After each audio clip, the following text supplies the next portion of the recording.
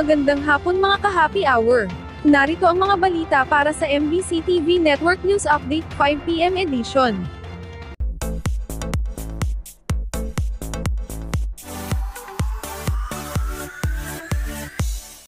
Sa Showbiz Spotted, DZRH tinanghal na Best AM Radio Station, siyam na pangparangal, na sungkit sa 28th Golden Dove Awards. Yan ang MBC TV Network News ni Angelica Cosme.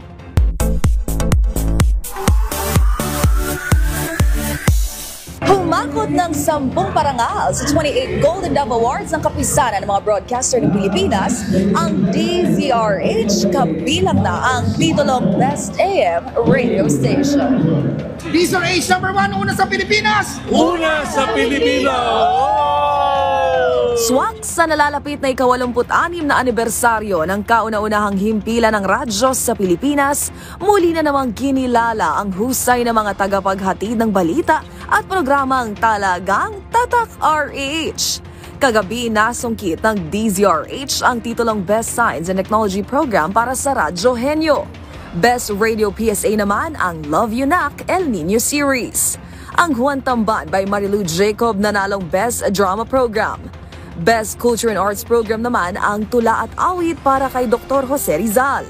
Habang itinanghal bilang Best Public Affairs Program ang Damdaming Bayan dinala kay Deo Macalma at ni Sister L. Elaine Apit.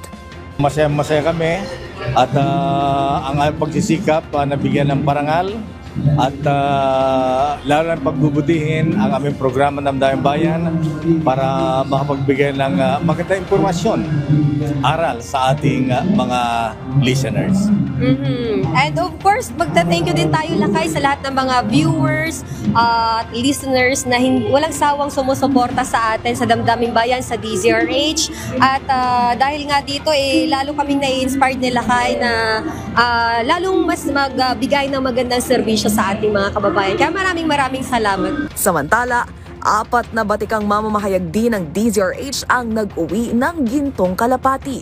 Isa na nga riyan na bumubungad sa mga masugid na tagapakinig ng himpilan sa programang Magandang Umaga Pilipinas, si Angelo Palmones Wagi bilang Best Science and Technology Journalist. Maraming pagkakataon na nilang kinilala but there was a hiatus for about 5 years yata bago nagkaroon muli ng ganitong recognition from KBP. So it's a parang renewal ng ating commitment na dapat ipagpatuloy natin ang pagde-develop ng mga programa na related sa research and development, pagpapalakas ng science and technology. Thank you, KBP, for this recognition. Tuloy-tuloy naman sa pagtutok sa mga isyong pambayan si Milky Rigunan na panalong Best Public Affairs Host. Gusto kong pasalamatan ang KBP Golden Dove Awards for this award. And of course, gusto kong i-share ito sa mga kasamahan ko sa DZRH, sa Manila Broadcasting Company, sa patuloy na pagtitiwala. Salamat! Habang kinilala rin ang dedikasyon ng binansagang Wonder Woman ng Operation Tulong na si May Binauhan na waging Best Public Service Program Host. Bagamat alam naman natin kung gaano kahirap ang magserbisyo, lalong-lalo na at sa panahon ng pangangailangan, panahon ng disaster. But anyway, itong award na ito ay talaga namang lilipad ng mas mataas ang DZRH Operation Tulong para magserbisyo sa lahat ng ating mga kababayan. Maraming salamat. Bilang Best Field Reporter sa ika-28 edisyon ng prestiyosong Golden Dove Awards na ginanap sa Aliw Theater ay si Giselle Ricafort.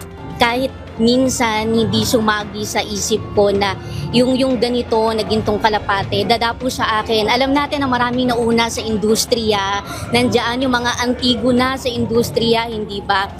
Para kilalanin ang isang baguhan na kagaya ko ng prestigiyoso na kapisanan ng mga broadcaster ng Pilipinas, ito'y higit sa pagkilala. Ito ay isang mas malaking responsibilidad na araw-araw nating gagampanan. Sa huli, taos-pusong pasalamat ang ipinaabot ng mga bumubuo ng DZRH na siyang Best AM radio station in Manila sa lahat ng mga patuloy na nagtitiwala sa loob ng mahigit 8 dekada. Para sa MBC TV Network News, ito si Angelica Cosme ng DZRH TV. Una sa Pilipinas, una sa Pilipino.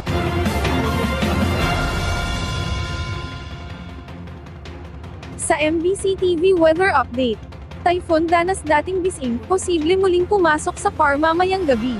Posibleng muling pumasok sa Philippine Area of Responsibility ngayong linggo ng gabi o Lunes ng umaga ang Tropical Cyclone Danas dating bising, ayon sa Philippine Atmospheric Geophysical and Astronomical Services Administration. Ayon sa State Weather Bureau, huling namataan ang sentro ng bagyo sa layong 385 km ng kanlurang hilaga ng Itbayat, Batanes, taglay ang lakas ng hangin na 120 km per hour, at pagbugso na hanggang 150 km per hour, patuloy naman itong kumikilos sa north-northeastward sa bilis na 10 km per hour. Ibinabala din ng Weather Bureau ang pagtaas ng gale warning sa mga baybayin ng Hilagang Luzon, partikular sa Batanes, Babuyan Islands at Ilocos Region, dahil sa napakataas na alon na maaaring umabot ng 4.5 na metro. Pinayuhan ang mga mangingisda at maliliit na sasakyang dagat na huwag munang pumalaot.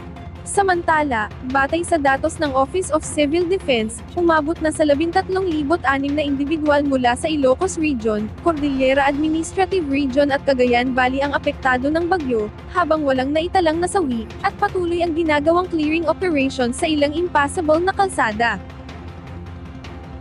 At yan ang mga balita para sa MBC TV Network News Update 5 PM edition. Samahan ninyo kami bukas, mula alas 9 ng umaga, hanggang alas 5 ng hapon.